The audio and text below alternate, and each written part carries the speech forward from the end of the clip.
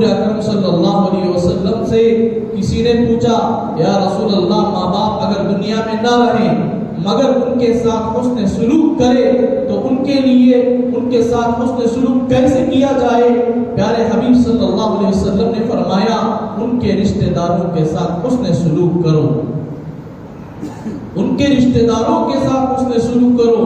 عام طور پہ اب دنیا میں یہ عام ہو چکا ہے کہ ماں باپ کے انتقال کے بعد ان کے رشتہ داروں سے منہ پھیر لیا کرتے ہیں۔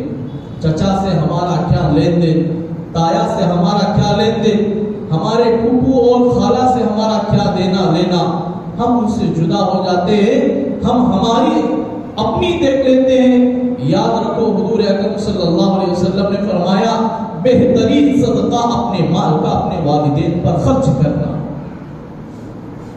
یہ صدقہ نہیں ہے، عطایا اپنی خدمت جو کیے جاتے ہیں صدقوں میں سب سے افضل بتایا اپنے ماں باپ کی خدمت کیا کرو۔ لوگ عام طور پہ اپنے رقم میں ماں باپ کو دوا لے کر دینے اور ان کو کھلانے پلانے میں اپنے قدم کو اپنے ہاتھوں کو پیچھے کرتے ہیں۔ یاد رکھو یہ نیکیاں کل قیامت میں دیکھیں گے نا تو اس وقت سر اپنے ہاتھ یا اپنے ہاتھوں کو سروں سے مار پیٹ لیں گے پھر بھی کچھ نہ ملے گا۔